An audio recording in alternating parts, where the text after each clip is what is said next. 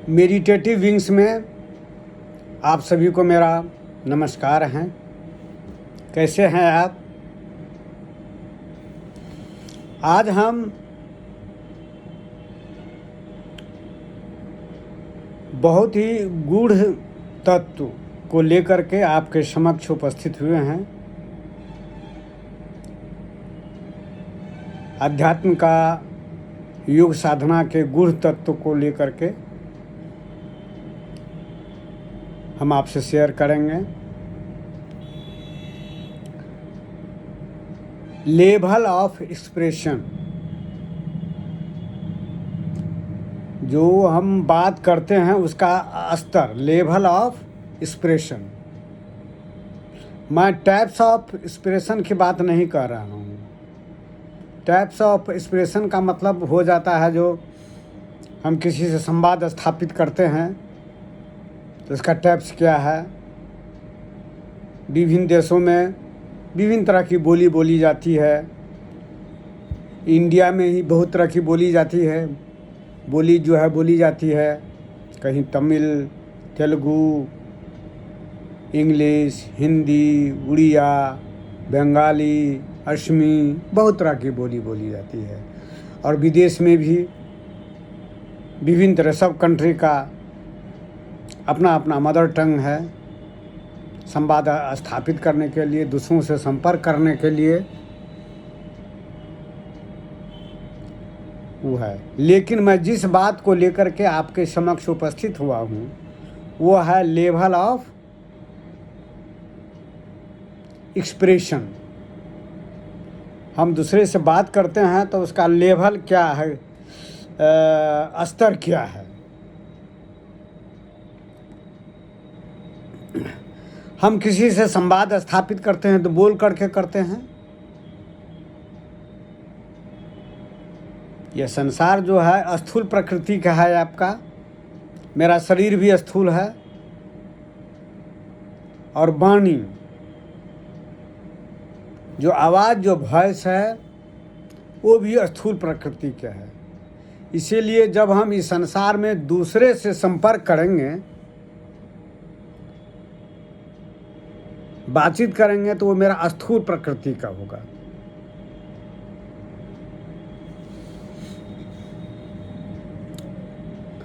और हम जिस स्तर की बात मैं करने जा रहा हूँ, एक्सप्रेशन का, वो आपको इनर जगत से संबंधित है। यह बहुत गूढ़ है।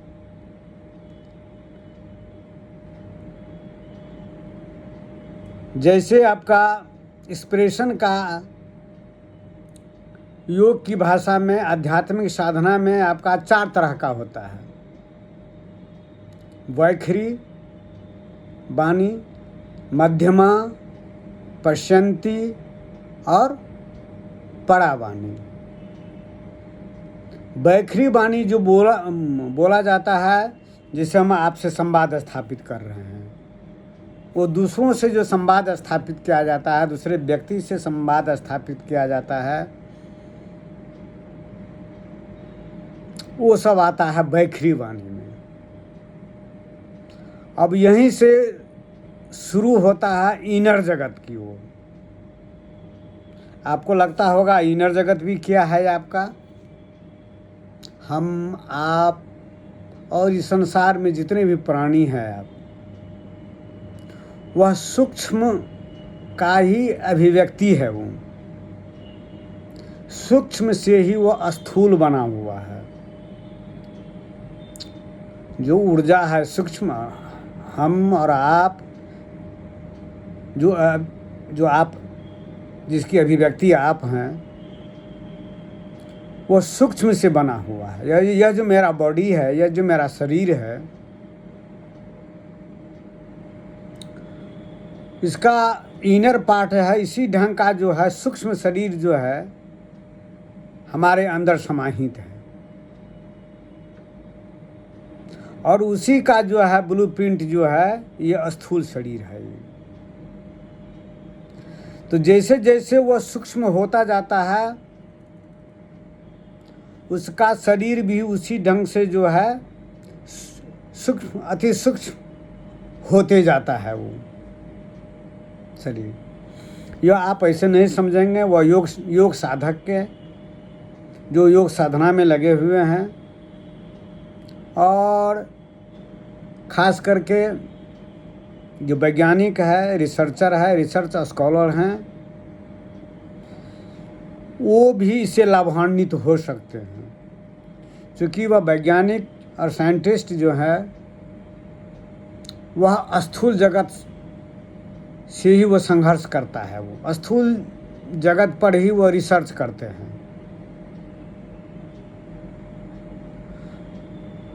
उनका एक भान नहीं है जो अंतर जगत भी है। अंतर जगत कैसे होगा? वो स्थूल जगत से, संसार से, पदार्थ पर वह अपना संधान करते हैं। तो जो जानकारी मिलेगी तो वो तो स्थूल जगत की मिलेगी, जानकारी मिलेगी। लेकिन इनर जगत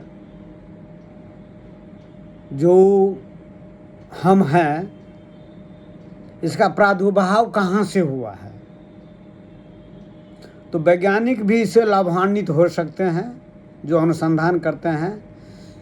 जो वेस्टर्न कंट्री समय आप जानते होंगे, पैरासाइकोलॉजी मनोवैज्ञानिक है, अभौतिक सत्ता पर रिसर्च करते हैं, वे भी उसे लाभ उठा सकते हैं। इसीलिए मैंने कहा शुरू में, यह बहुत ही आध्यात्मिक साधना का, योग साधना का बहुत ही गुण तत्व है जिसकी हम विवेचना करने जा रहे हैं। जैसे हमारे शरीर का जो स्ट्रक्चर है, आपको जो पिछले वीडियो में मैंने बताया है, जो अन्नमय शरीर, प्राणमय शरीर, मनोमय शरीर, विज्ञानमय शरीर और आनंदमय कोश, यह 5 प्रकार का यह शरीर, हमारे शरीर में ही 5 तरह का लेवल है आपका। हमारे शरीर में ही यह 5 तरह का लेवल बना हुआ है। अन्नमय कोश जो है, जो खाक भोजन करते हैं, उसी से मेरा स्थूल शरीर बना हुआ है, अन्नमय कोश हुआ। ये प्राणमय कोश, जो प्राण जो गतिविधि करता है आपका, प्राण, अपान, व्यान, उदान, समान, ये प्राणमय कोश है। इसी में प्राण, सांस की गति जो चलती रहती है, यह प्राणमय कोश है। उसके ऊपर स्ट्रक्चर में है आपका मनोमय कोश, जो हम विचार करते हैं, विचारों का प्रवाह क्या है, कहाँ वो जो आ रहा है, जा रहा है, यह मनोमय कोश है। यह प्राणमय कोश से ऊपर का स्थान है। उसके बाद आता है विज्ञानमय कोश, जो आप देखते हैं, ज्ञान, विज्ञान, साइंटिस्ट वगैरह सब जो रिसर्च करते हैं, ज्ञान विज्ञान, वहाँ वो है विज्ञानमय कोश है आपका। और सबसे ऊपर है आपका आनंदमय कोश। यह परमात्मा का निवास स्थान है, आत्मा का कहीं निवास स्थान है। वह जो है प्रकाश के अणुओं से बना हुआ है, वो आनंदमय कोश है। प्रकाश के अणुओं से जो बना हुआ है, जो है प्रकाशमान है, वो सबसे जो है अति सूक्ष्म है वो।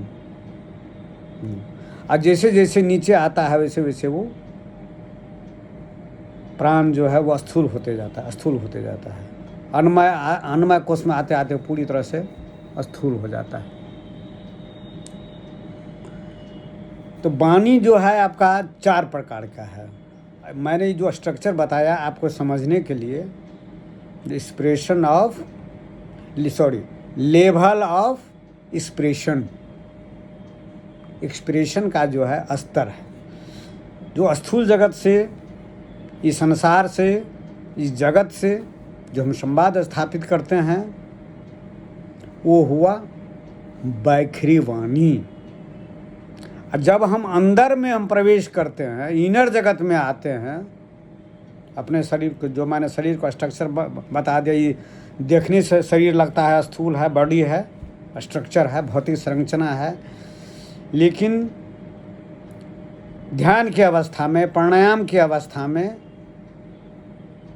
आप अपने अंदर के जो जो मैंने बताया है 5 स्तर, वो 5 स्तर को आप देख पाइएगा, हर एक स्तर पर, हर एक शरीर को देख पाइएगा।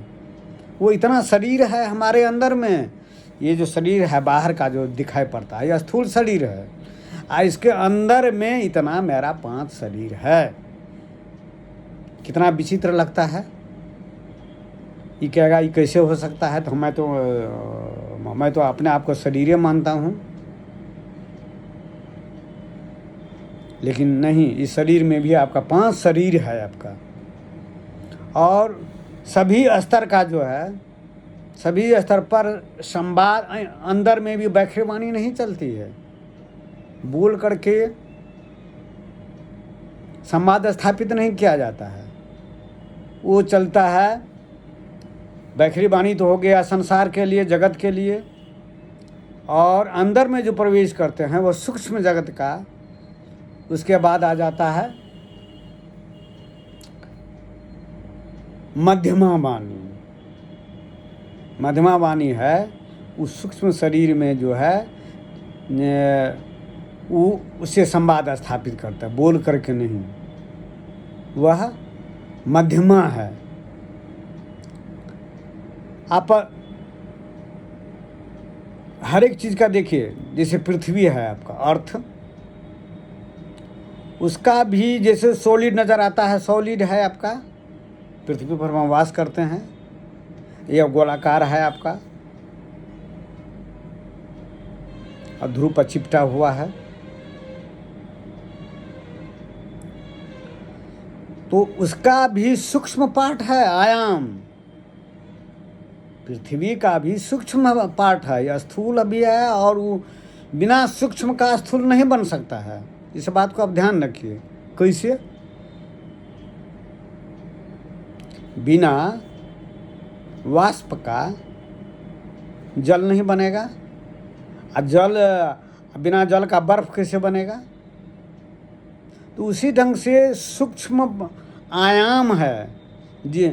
और उसके बाद सॉलिड जो है पृथ्वी बना हुआ है। सभी अपने गुरुत्वाकर्षण में बंधे हुए रहते हैं, सबका गुरुत्व है, सब अपने अपने गुरुत्व के बल पर वो टिका हुआ है, अपने ग्रेविटेशन फोर्स के आधार पर वो टिका हुआ है।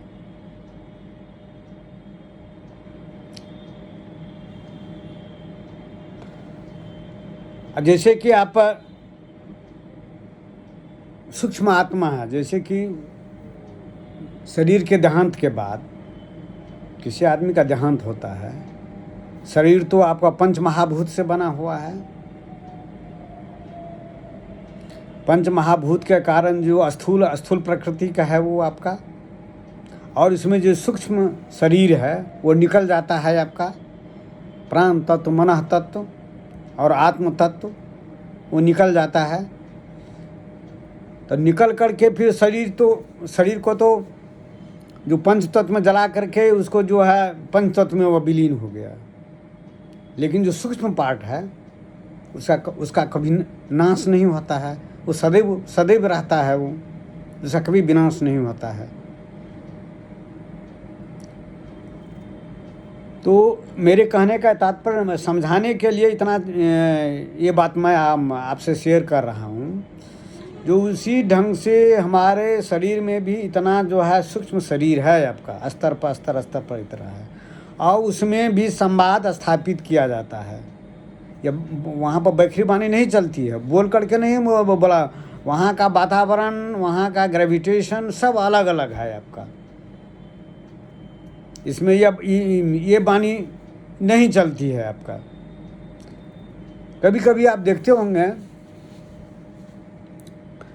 जो आप कहेंगे उसको अंधविश्वास टाइप का, जैसे आदमी का डेथ होने के बाद जो सूक्ष्म आत्मा रहता है, जीवात्मा रहता है, वह जो है वही सूक्ष्म आयाम में चला जाता है आपका, रहता है अगले बगल में, पृथ्वी से ही सटा हुआ जो सूक्ष्म आयाम है, पृथ्वी का भाग है, वो उसी में रहता है। लेकिन वो आपसे संवाद स्थापित नहीं कर पाता है। क्यों?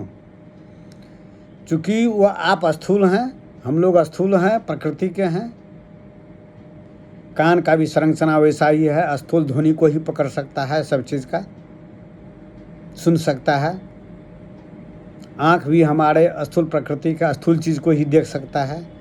लेकिन वह जो है सूक्ष्म आत्मा, जीवात्मा, जो गीता में श्री कृष्ण भगवान ने भी कहा है जीवात्मा, इसीलिए मैं इसको अंधविश्वास नहीं मानता हूँ। जो गीता के जो गीता पढ़े हुए हैं वो जानते हैं, वह जो वही सूक्ष्म आयाम में चला जाता है। और सूक्ष्म आयाम में भी वह आत्मा जो है आपसे संवाद स्थापित करना चाहता है, लेकिन वो आपसे नहीं कर पाता है। क्यों? क्योंकि वो अवरोध हो जाता है। आप स्थूल जगत में है, वो सूक्ष्म आयाम में है वो। तो वहाँ पर चलता क्या है आपका? यही बैखरी वाणी तो हो गया स्थूल जगत के लिए, तब चलता है मध्यमा वाणी, मध्यमा, परा पश्यंती, और अंत में परावाणी, परावाणी। तो सूक्ष्म आत्माओं से जो संपर्क होता है वह जो है मध्यमा वाणी में होता है। आप कहिएगा कैसे होता है? किसी किसी को, सबको नहीं, किसी किसी को, सबको नहीं। जो स्वप्न में भी आपको देखिएगा, जो अपने पूर्वजों से भी, जो उनके माता पिता का देहावसान हो गया है, वो आत्मा भी आपसे जो है संपर्क स्थापित करता है। उस समय में तो आपका शरीर सुषुप्तावस्था में रहता है, निष्क्रिय रहता है, मन भी सुषुप्तावस्था में था, लेकिन वह जो है मन हमेशा चलमान रहता है आपका, वह लेकिन सूक्ष्म हो जाता है। जैसे अभी मन जो है, हम आपसे संवाद कर रहे हैं, मन यह स्थूल प्रकृति का है जो वाणी से निकल रहा है, बैखरी वाणी।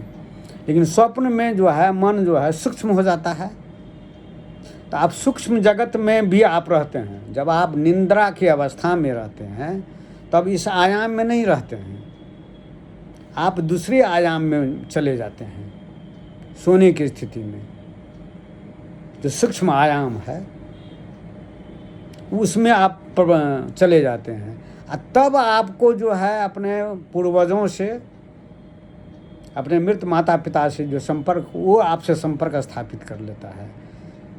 क्योंकि वहाँ पर जो है आपका ये अवरोध नहीं रहता है, ये जो स्थूल जगत का अवरोध है वो नहीं रहता है। आप सूक्ष्म जगत, वहाँ पर आप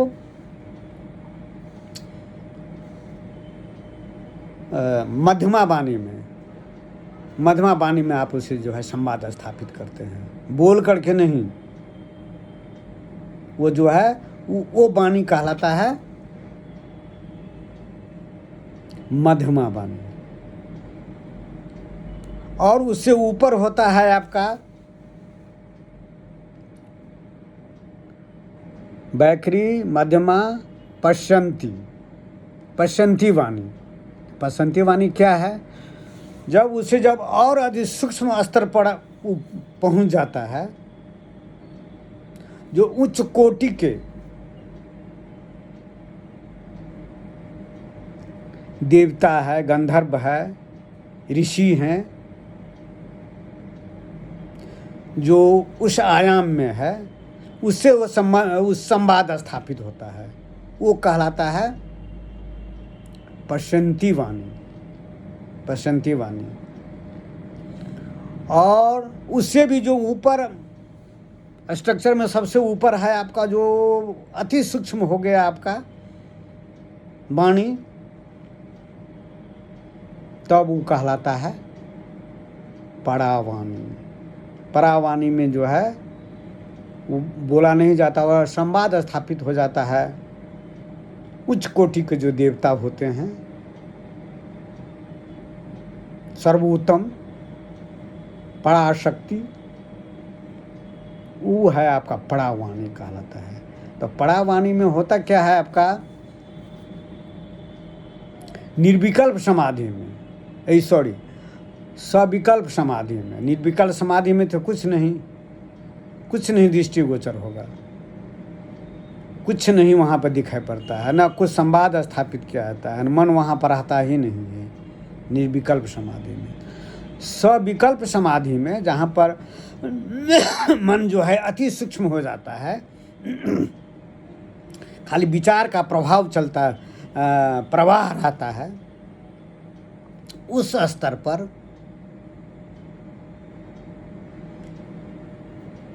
पश्यंती वाणी में उनसे संवाद स्थापित होता है। पश्यंती वाणी में संवाद स्थापित होता है। यह जो है सबको समझ में नहीं आएगी। जो साधना में उच्च स्तर पर पहुंच गए हैं, बहुत वर्षों की साधना रही है, तब उनको अनुभव होगा इस स्तर का।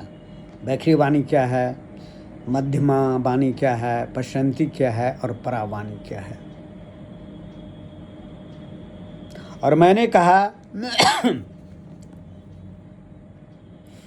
जो वैज्ञानिक भी, साइंटिस्ट भी, रिसर्च स्कॉलर भी इसे लाभ उठा सकते हैं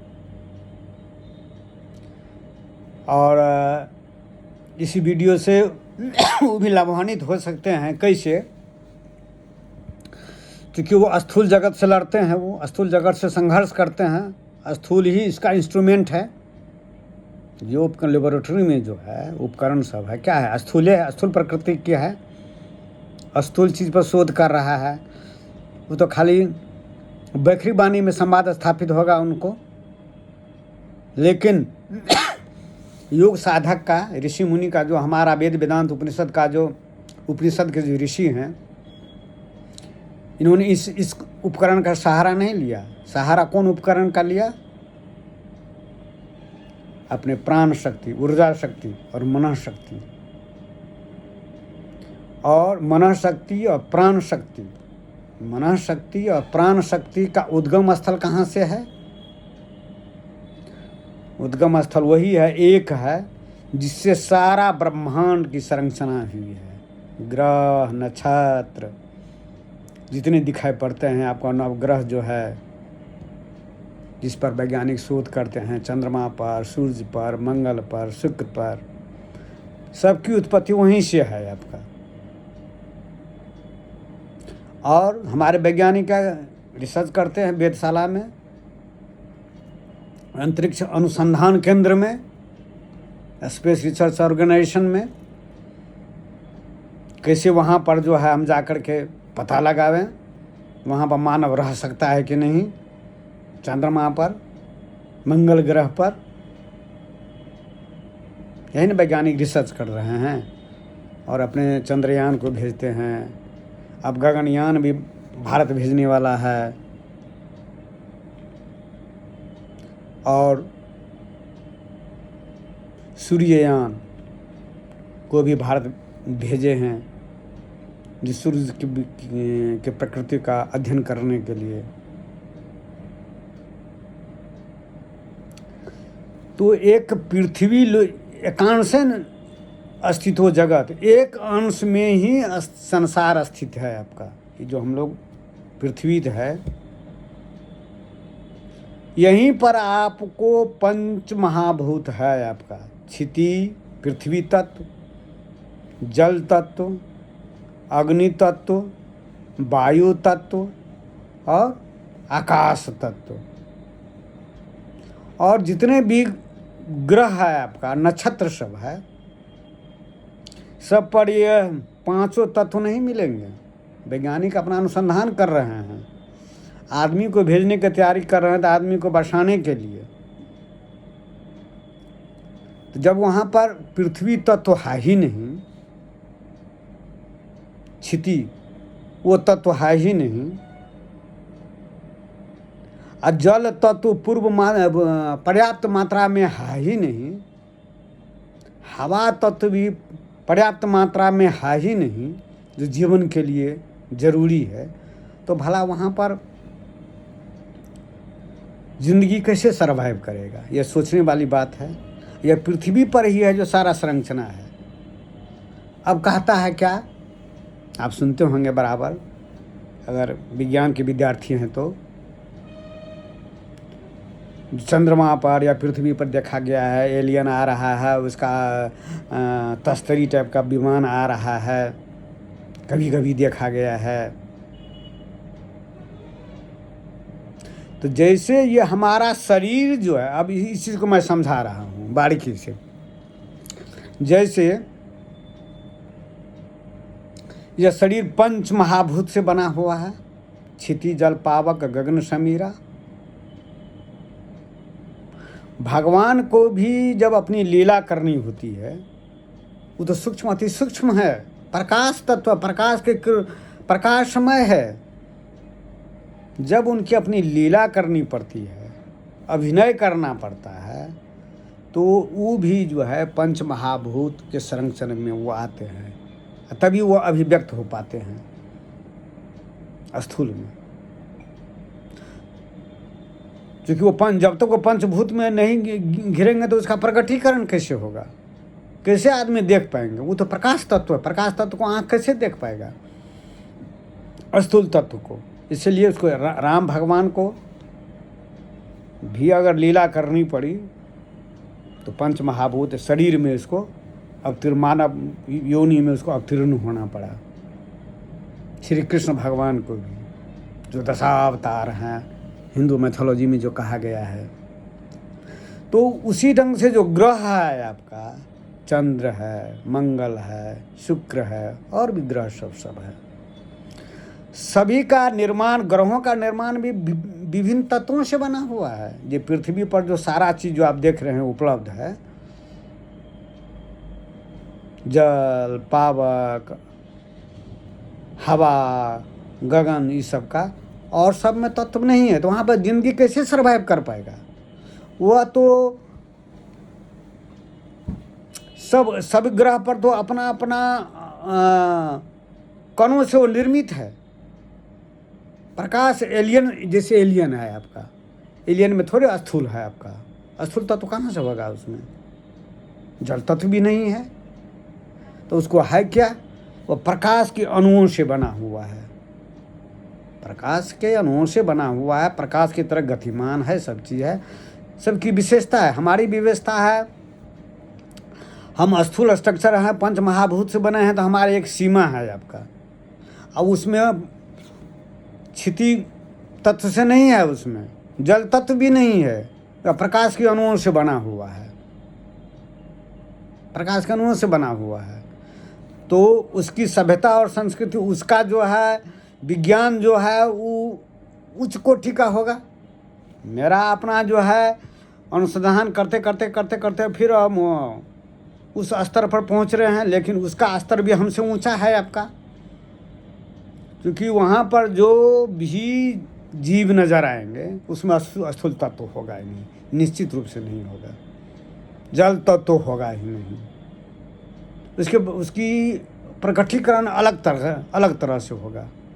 और मैंने कहा आपका स्ट्रक्चर जो बताया आपको ब्रह्मांड का, विज्ञानमय तत्व, विज्ञानमय शरीर, विज्ञानमय सेल, वहीं से ज्ञान विज्ञान और नीचे की ओर आता है। तो ज्ञान विज्ञान में जब ऊंचे स्तर है, वहाँ पर जो हमारा एलियन है जो आपको दिखाई पड़ता है, वो हमारे उसका जो है ज्ञान विज्ञान वो उच्च कोटि का होगा, निश्चित रूप से होगा, क्योंकि वह विज्ञानमय कोश के नज़दीक है। वो हम लोग बहुत नीचे हैं। आप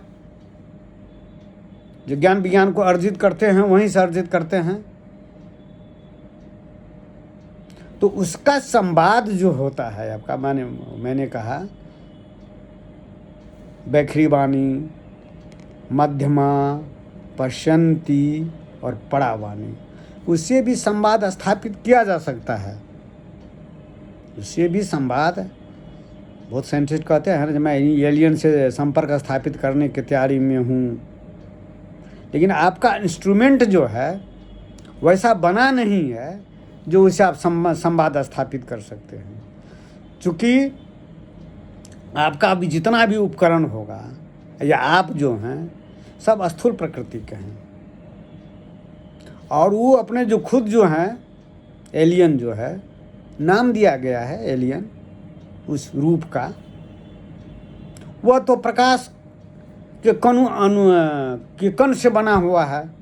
उसमें क्षिति तत्व नहीं है, जल तत्व नहीं है, तो फिर कैसे वो क्या आपसे संवाद स्थापित होगा? संवाद स्थापित करने के लिए वही अति सूक्ष्म चीज़ को पर उसको पकड़ना पड़ेगा, वाणी को, जिसको मैंने कहा लेवल ऑफ एक्सप्रेशन।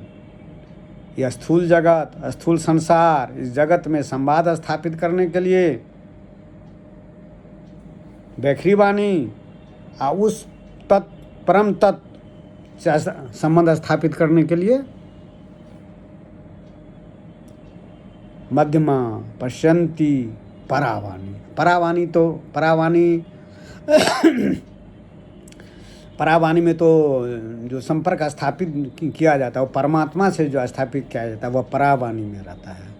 आप उसी ढंग से जो आप जो रहेंगे, शांत रहेंगे, लेकिन बात होगी, उन्हीं वो बोलेंगे आप समझेंगे, आप बोलिएगा वो समझेंगे, परावाणी में। यह जो साधक होते हैं, जो उच्च कोटि के भक्त होते हैं, वह इस वाणी में हमेशा संवाद स्थापित करते हैं अपने इष्ट से, परमात्मा से। यह सत्य है।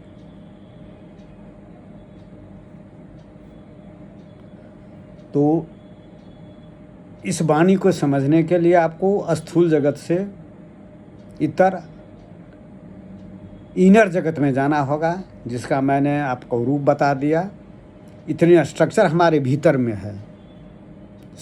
योग साधना क्या है आपका? प्राण साधना, प्राणायाम क्या है? योग साधना सूक्ष्म शरीर की ही साधना है। योग साधना स्थूल शरीर तो एक तरह का वाहक है आपका, लेकिन योग साधना में जो हमारे अंदर में जो सूक्ष्म शरीर है, सूक्ष्म शरीर की ही साधना है आपका, उसका ही विकास किया जाता है। आज जब विकास का जब अंतिम स्तर पर पहुंचता है तो सूक्ष्म शरीर भी जो स्थूल शरीर से जो है अलग निकल जाता है। स्थूल शरीर ऐसे रहेगा आपका शांत अवस्था में, और सूक्ष्म शरीर जो है अलग निकल जाता है।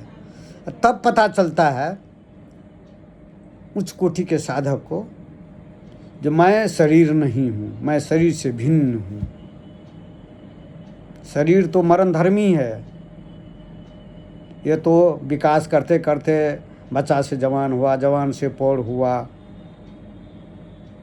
और फिर वह शरीर जो है विभिन्न रोगों से ग्रस्त होकर के जो है कोलैप्स हो जाता है, जिसको मृत्यु कहते हैं। लेकिन सूक्ष्म शरीर का विकास होता है। जो उच्च कोटि के होते हैं सूक्ष्म शरीर, वह जो फिर जो है वो आगे निकल जाता है आपका। योग साधना से जिसका सूक्ष्म शरीर जो है, जिसका विकास जितना होते गया, स्थूल शरीर से सूक्ष्म शरीर होता है। उसके बाद होता है आपका मनोमय शरीर होता है, जहाँ पर यह शरीर नहीं रहता, खाली मन ही, विचारों का शरीर रहता है, विचार ही विचार रहता है। फिर उसके बाद आता है आपका विज्ञानमय, और उसके बाद जो है आनंदमय, आत्मा का शरीर प्रकाश के अणुओं से बना हुआ है। और वही जितने नीचे आते यह मेरा जो स्थूल रूप में यह रूप है, मेरा असली रूप जो है परमात्मा का ही रूप है। मैंने पिछले वीडियो में भी मैंने बताया था प्राण शक्ति, ऊर्जा शक्ति के बारे में और कुंडलिनी शक्ति के बारे में, जो योग एवं तंत्र का बहुत ही गूढ़ तत्व है। आपको मैंने उसको विस्तार से समझाया था। तो इस वीडियो को जो आप लोग देख रहे हैं, अगर उस वीडियो को आप देखेंगे जिसमें चेतना शक्ति, प्राण शक्ति, जिसको कि कुंडलिनी शक्ति कहा जाता है तंत्र में, मैंने उसको विस्तार से समझाया है जो कैसे यह मेरे शरीर में जो है या जो विभिन्न स्तरों पर है कार्यरत है आपका। अगर वो देखेंगे तो ये जो मैं वीडियो मैं आपको शेयर कर रहा हूँ, वीडियो के माध्यम से मैं आप लोगों को अपने अनुभव को मैं बता रहा हूँ, तब यह समझ में आ जाएगी जो हम लोग मात्र जो स्थूल हैं या बाहरी प्रकृति हैं, अंदर में भी सूक्ष्म शरीर है, कारण शरीर है। जो स्थूल शरीर को सोने के बाद भी वो जागृत रहता है, कभी सोता नहीं है वो। अच्छा बताइए, कभी आप गहरी निद्रा में रहते हैं, सोते हैं, भोर में उठते हैं, आप कहते हैं आए आज नींद बहुत बढ़िया आया, बढ़िया नींद आई आज। आप तो सोए हुए थे, शरीर आपका निष्क्रिय था, मन भी सुषुप्त था, तो आपको कैसे अनुभव हुआ जो आज बहुत गहरी निद्रा में सोए हुए थे, आज हम बहुत चुस्त दुरुस्त हैं? वही कारण शरीर है आपका, जो हमेशा जागृत रहता है, कभी सोता नहीं है। वो शरीर कभी सोता नहीं है, खाता भी नहीं है, पीता भी नहीं है, कुछ भी नहीं करता है, वो हमेशा जागृत रहता है।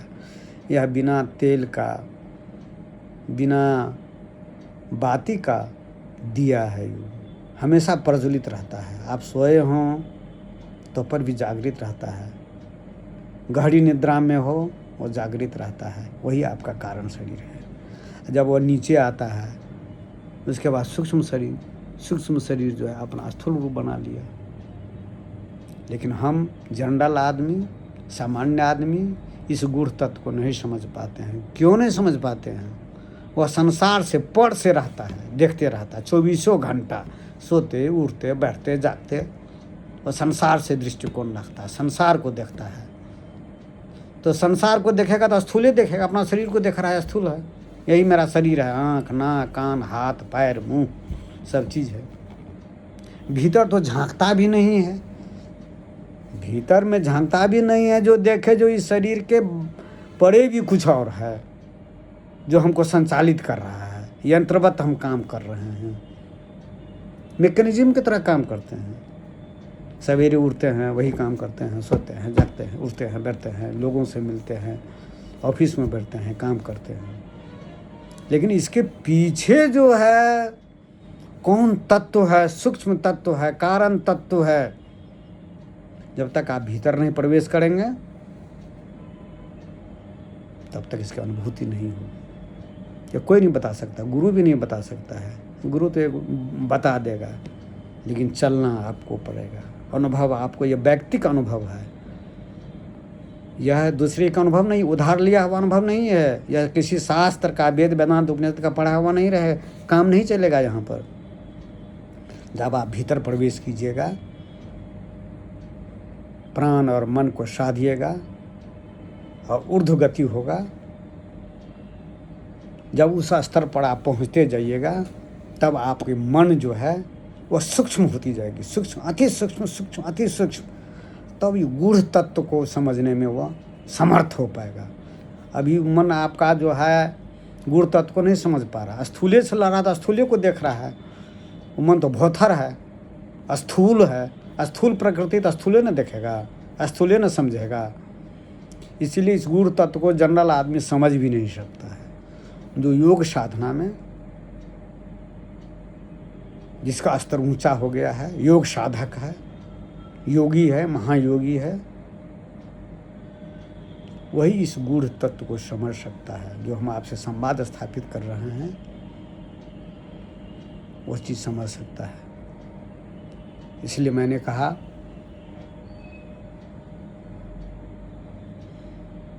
जो वाणी के जो है 4 स्तर हैं, एक्सप्रेशन पावर, एक्सप्रेशन करने के, संवाद स्थापित करने के लिए, स्थूल जगत के लिए बैखरी वाणी, और अंदर जगत के लिए, सूक्ष्म जगत के लिए देवताओं से संबंध स्थापित करने के लिए मध्यमा, पश्यंती और परावाणी। परावाणी जो है परम उच्च कोटि के जो है हमारे परम देवता है, परमात्मा है, वो है परावाणी। और नीचे में जो आते हैं पश्यंती, उससे भी नीचे में आता है मध्यमा वाणी। यह शास्त्रों में वर्णित है वाणी। ये बताने का मेरा ये लक्ष्य यही था। जो वैज्ञानिक भी, रिसर्च स्कॉलर भी, जो अनुसंधानकर्ता भी हैं, वो इस तथ्य से परिचित हों जो इस जगत से भी परे जगत है, उसी का अभिव्यक्ति हम मैं हूँ। मैं कैसे आया हूँ? जब सूक्ष्म था तभी ना स्थूल हुआ। इस जन्म से पहले हम कहाँ थे? अव्यक्त थे, सूक्ष्म थे, फिर स्थूल रूप धारण किए, व्यक्त हुए, और फिर मरणोपरांत फिर वह शरीर तो जल करके पंच महाभूत में मिल जाएगा, लेकिन जो अंदर का जो सूक्ष्म शरीर है, कारण शरीर है, वह सदैव रहेगा। मेरी मृत्यु नहीं होती, कभी नहीं होगी। शरीर मरण धर्मा है, आप शाश्वत हैं। गीता में भगवान श्री कृष्ण ने क्या कहा है? मैं शाश्वत हूँ, अजर हूँ, अमर हूँ, अविनाशी हूँ, मेरा कभी नाश नहीं हो सकता है। आप भी वही उसी परम सत्ता के अभिव्यक्ति हैं। जब आप उतनी उच्च शिखर पर पहुँच जाएंगे, समाधि की स्थिति में जब उसे साक्षात्कार होगा, तब जो मैं बोल रहा हूँ आप ही की वाणी होगी, तब आप खुद समझिएगा। लेकिन दूसरा आदमी जो उस स्तर पर नहीं पहुँचा है नहीं समझ पाएगा, बताने पर भी नहीं समझेगा। क्यों नहीं समझेगा? क्योंकि उसका मन जो है नीचे स्तर पर है, मूलाधार पर है, अंदर में जमीन से जकड़े हुए है, जड़त्व पकड़े हुए है। और ऊर्ध्व गति के लिए परिश्रम करना पड़ता है, मेहनत करना पड़ता है, तप करना पड़ता है। ये मन और प्राण अधोगामी है, उसकी गति जो है नीचे की ओर है, ऊपर की ओर है ही नहीं। यह प्रकृति का विधान है, प्रकृति द्वारा बनाया हुआ है।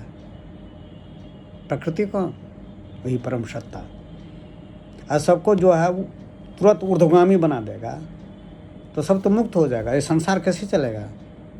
उनकी सृष्टि कैसे चलेगी? सृष्टि को बनाए रखने के लिए यह विधि व्यवस्था किया गया है, जो आदमी को अपने मुक्त होने के लिए, निर्वाण करने के लिए, सल्वेशन करने के लिए उच्च स्तर को पार करना पड़ेगा, मेहनत करना पड़ेगा, तप करना पड़ेगा, श्रम करना पड़ेगा। श्रम ही शक्ति है, बिना श्रम का कुछ भी नहीं मिलता है। कहा गया है ना शास्त्रों में, बलहीन को आत्मा उपलब्ध नहीं होता है, जो वीर्यवान होते हैं, शक्तिमान होते हैं, उसी को ये आत्मा उपलब्ध। और आत्मा उपलब्ध होने का मतलब क्या है? आत्मा की अनुभूति कर सकते हैं, आत्मा को जान सकते हैं, जो मैं ही आत्मा हूँ, मैं ही शरीर को चला रहा हूँ, प्राण को चला रहा हूँ, मन को चला रहा हूँ। मन भी मुझसे ही शक्ति प्राप्त करता है। ये प्राण शक्ति, सांस शक्ति है ना चलमान, वो हमसे ही शक्ति प्राप्त करता है। मैं अस्तित्व हूँ यहाँ पर हृदय में, प्रकाश स्वरूप। और सल्वेशन में, निर्वाण में, मोक्ष में जिसको कहते हैं, वह जो है जो परमात्मा का जो अंश है, आत्मा प्रकाश स्वरूप है, वह प्राण और मन को लेकर के सीधे परम सत्ता जो परमात्मा कहते हैं ना, उसमें वह विलीन हो जाता है। गीता में श्री कृष्ण भगवान ने क्या कहा है? गीता में श्री कृष्ण भगवान ने कहा है, जो मैं पुरुषोत्तम हूँ, ये आत्मा जो है मेरा ही अंश है, कुछ करता नहीं है, न करवाता है, निश्चल है, अडिग है, निर्लिप्त है, लेकिन सबका भरण पोषण करता है। कैसे? आत्मा तो निर्लिप्त है, परमात्मा का ही अंश है, लेकिन मन भी शक्ति प्राप्त करता है आत्मा से, प्राण भी शक्ति प्राप्त करता है आत्मा से। और एक विचित्र बात क्या है, ये मन भी जो है वह आत्मा का ही उपकरण है। मन ही आत्मा का उपकरण है। सृष्टि करना, प्रजनन करना, पालन करना, पोषण करना, विकास करना, करते करते ये जन्म मरण से करते करते आवागमन करते करते जब मन जो है विकास कर लेता है पूरा, तब उसको मन को इस जगत में मन नहीं लगता है उसको। कहता है अरे ये तो साला सब जो है सब मेरा देखा हुआ है, सब मेरा भोगा हुआ है। तब जो मन की जो स्थिति होती है ऊर्ध्वगामी, ऊंचे की ओर भागता है मन ऊंचे की ओर भागता है। तो प्राण और मन तो दोनों समानुपाती है। मन जब ऊपर की ओर भागा तो प्राण भी भागा ऊपर की ओर। और जो आत्मा है जन्म मरण का के साथे साथे चलता था, मरने के बाद फिर जन्म लेता था तो आत्मा साथे रहता था। देखिए बड़ा विचित्र बात है आपका, प्राण और मन और आत्मा तीनों साथे साथे रहता है। ये शरीर तो आपका मरने के बाद जो जला करके पंच महाभूत में मिल गया, लेकिन तीनों साथे साथे रहता है, प्राण, मन और आत्मा। आत्मा नहीं रहेगा तो फिर उसको ताकत कहाँ से मिलेगा, भोजन कहाँ से मिलेगा। आत्मा ऐसा है जो हमेशा भोजन देते रहता है, ऊर्जा के रूप में भोजन देते रहता है। अब मन जो है पूरा ज्ञानवान तो बना नहीं, जिसमें कामना इच्छा वासना है, तो इसको पूरा करने के लिए फिर जन्म लेता है, फिर शरीर धारण करता है, फिर आत्मा साथ में रहता है। अब मन, इसीलिए कहा गया है मन जो है आत्मा का ही उपकरण है, आत्मा का उपकरण मन है, लेकिन मन ही है जो आत्मा को मुक्त करता है। मन ही है आत्मा को मुक्त करता है। कैसे? मन को सब समझ में आ गया, सब भोग लिया, अब उसके लिए कुछ बाकी नहीं रहा, अब उसके लिए शरीर की कोई आवश्यकता नहीं है, तो चला अपना मूल स्रोत की ओर, जहाँ से वह आया था, मूल सत्ता परमात्मा से। जब ऊपर गया तो आत्मा भी साथे साथे चलता है, अब प्राण भी साथे साथे चलता है, तो मन, प्राण और आत्मा तीनों साथे साथे चलते वह परमात्मा में, परम सत्ता में विलीन हो जाता है, जो प्रकाशमान है। बस यही तो है सृष्टि है। और सृष्टि क्या है? सृष्टि है क्या आपका? जैसे समुद्र है ना, समुद्र में लहरें उठती है, उछल कूद करती है, उछल कूद करते करते फिर वह शांत हो जाते, समुद्र बन जाता है। तब प्राण, मन, आत्मा विकास करते करते, जन्म मरण करते करते, जन्म लेते लेते सैकड़ों बरस, जन्म लेते लेते विकास करते करते मन भर जाता है। उनको बोध हो जाता है मन को, अरे मैं तो चला बेकार ही घूम रहा था, इतना दिन से सुख दुख को भोग रहा था, आवागमन में बंधा हुआ था, और इच्छा का नाश हो गया, और परमात्मा जो था परमात्मा मिली, उनका परमात्मा हो गया। आप भी परमात्मा है ना। तब न आदि गुरु शंकराचार्य ने कहा, क्या कहा? अहम ब्रह्मास्मि, मैं ब्रह्म हूँ, अयम आत्मा ब्रह्म, मैं ही ब्रह्म हूँ। क्यों? वहाँ पे मिल कर देखता है, अरे चला मैं ही तो ब्रह्म हूँ, मैं ही तो जो है नीचे उतर करके जीवात्मा बन गया, जगत बन गया, संसार बन गया, 24 तत्व में विभाजित हो गया। मन, बुद्धि, चित्त, अहंकार, प्राण, अपान, बयान, उदान, समान, 5 ज्ञान इंद्रिय, 5 कर्म इंद्रिय, सब में विभक्त हो गया। मैं ही विभक्त हो गया। अब खेल खेलने लगा, अभिनय करने लगा, लीला करने लगा। लेकिन जब ये सब बोध हो जाता है, समाधि के माध्यम से उसको साक्षात्कार होता है, अपने आप को देख लेता है, तब उनके सारी भ्रांतियाँ दूर हो जाती है। तब उसमें परम सत्ता में विलीन हो गया। तभी देखता है सारा जगत तो मैं ही हूँ, सारा जगत तो मैं ही हूँ, मुझ में ही तो सूर्य, चंद्र, ग्रह, नक्षत्र चक्कर काट रहे हैं, मैं ही तो परमात्मा हूँ। ये जो जितने ग्रह नक्षत्र सब देखते हैं, वह जो है परमात्मा का इतना विस्तार है, उसी परमात्मा में ही सब चक्कर काट रहे। जब पृथ्वी चक्कर काट रही है परमात्मा में, अब परमात्मा में जो है हम यहाँ पर उपस्थित हैं, तो हम भी तो चक्कर काट रहे हैं उसी परमात्मा में। तो हम हैं, परमात्मा से बाहर हम कभी गए ही नहीं थे, परमात्मा के बाहर हम तो गए ही नहीं थे कभी, हम तो परमात्मा में थे, परमात्मा में भी थे। जो सच्चा ज्ञान हो जाता है समाधि के स्तर में, आप जानते हैं वहाँ पर टाइमलेसनेस है, आपका टाइम है ये नहीं है, समय काहे रहेगा वहाँ पर, क्यों रहेगा। भूत भविष्य मैंने न बनाया है ना, ये भूतकाल है, ये भविष्य काल है। आपने टाइम का विभाजन कर दिया, 1 बज रहा है, 2 बज रहा है, 3 बज रहा है, 4 बज, इस जगत के लिए, अपनी सुविधा के लिए बनाया है। जब पूरा विश्व ही, ग्रह स्पेस ही पूरा एक है, आपका परमात्मा है, शून्य है, तो उसके लिए वहाँ पर सब तो वर्तमाने में घटित हो रहा है, सब तो वर्तमाने में घटित हो रहा है। वहाँ पर तो भूत भविष्य है ही नहीं। यह अंतिम समाधि के स्तर पर जब ज्ञान परिपक्व हो जाएगा तब समझ में आएगी, और ये हर एक आदमी समझ सकता है, आप भी समझ सकते हैं, लेकिन उसको समझने के लिए धैर्य की बहुत आवश्यकता है। अधैर्य नहीं होना, अधैर्य जो करेंगे वो समझ नहीं पाएगा। अंतर राज परमात्मा का राज में धैर्य नहीं, ये अधैर्य नहीं है, धैर्य रखना पड़ता है, क्योंकि सृष्टि भी उन्हीं का है, सृष्टि भी उन्हीं ने बनाई है। यह जो है लीला चलती रहती है, तो फिर इसमें अधैर्य होने के क्या ज़रूरी है। आनंद मनाइए, अपने जिए, दूसरों को जीने दीजिए। वसुधैव कुटुम्बकम, यह संसार ही है जो ब्रह्म है, यह संसार ही चेतना का विस्तार है, परमात्मा का विस्तार है। इसीलिए कहा गया है, भारत का जो है मूल सूत्र है वसुधैव कुटुम्बकम। बस आज इतना ही, दूसरे दिन हम नया अध्याय को लेकर के आएंगे। तब तक नमस्कार, धन्यवाद।